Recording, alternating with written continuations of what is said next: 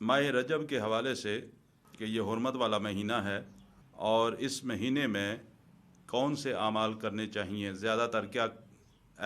کون سا ایسا عمل کرنا چاہیے کہ اللہ سبحانہ و تعالی ہم سے راضی ہو۔ اللہ کے نبی جناب محمد رسول اللہ صلی اللہ علیہ وسلم کا فرمان ہے، اور آپ صلی اللہ علیہ وسلم کی یہ حدیث امام بخاری رحمہ اللہ، امام مسلم رحمہ اللہ اپنی کتب میں نقل فرماتے ہیں کہ رسول اللہ صلی اللہ علیہ وسلم نے فرمایا کہ سال 12 مہینوں کا ہے،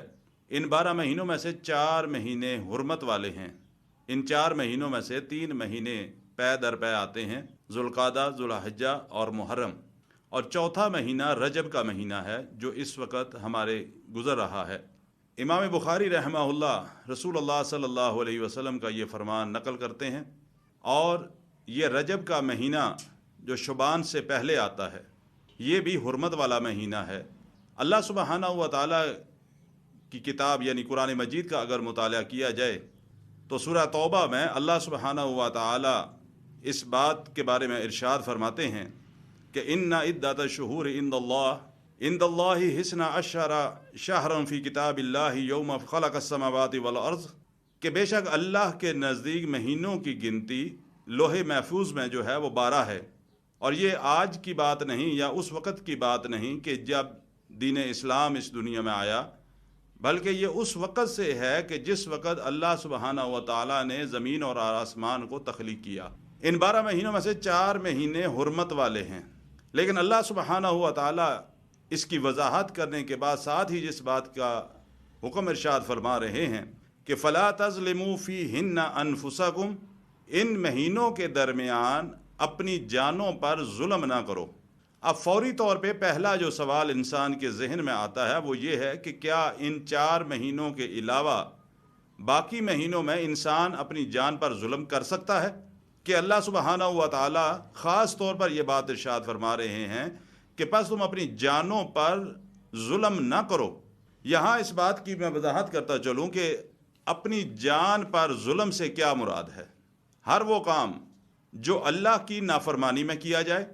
اللہ کی بنائی ہوئی بتائی ہوئی حدود کو پامال کرتے ہوئے کیا جائے،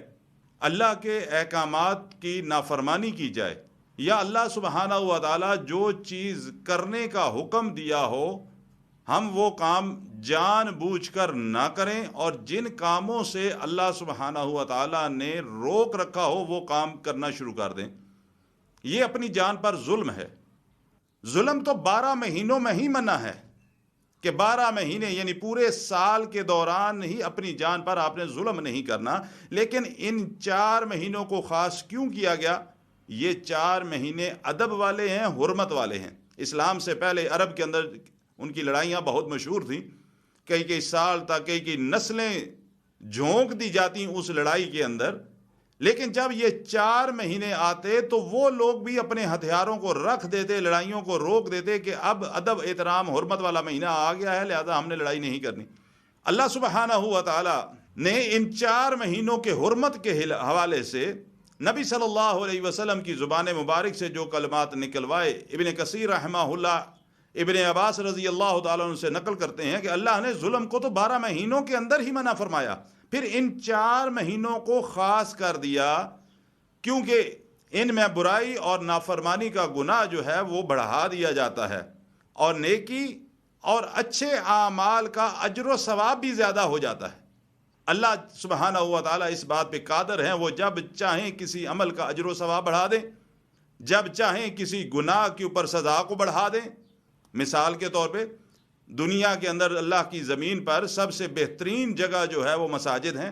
اور مساجد میں سے سب سے افضل مسجد حرام مکے کے اندر موجود ہے، وہ تمام مساجد کی ماں ہے، سب سے افضل ہے۔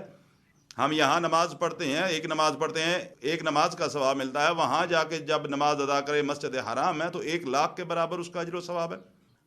تو حد الوسع اس بات کی کوشش کرنی چاہیے تو کہ غلطیاں ہم سے بارہا سرزد ہوتی ہیں،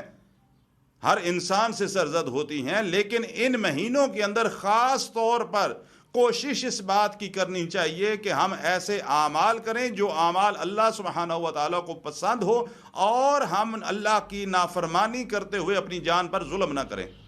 لہٰذا کوشش اس بات کی کیجئے کہ رجب کے مبارک مہینے میں ایک طرف تو اللہ کے احکامات کی پابندی کریں، اللہ کے حکموں کے مطابق زندگی بسر کریں، اللہ کی بتائی ہوئی شریعت کے مطابق اپنے آپ کو زندگی بسر کرنے کے قابل بنائیں، اور دوسری طرف جو اللہ کی نافرمانی کے کام ہم کرتے جا رہے ہیں، پہلے بھی کرتے رہے لیکن خاص طور پہ چونکہ یہ حرمت والے مہینے ہیں، لہٰذا حد الوسع کوشش کر کے اس بات کے اوپر عمل کرنا چاہیے کہ ہم اللہ کی نافرمانی کے کاموں سے اپنے آپ کو بچائیں۔ اللہ سبحانہ و تعالی اس کا ہمیں اجر عام مہینوں کی نسبت زیادہ عطا فرمائے گا اگر ہم نیک عمل کریں گے۔ اللہ تعالیٰ مجھے بھی اور آپ کو بھی عمل کی توفیق عطا فرمائے۔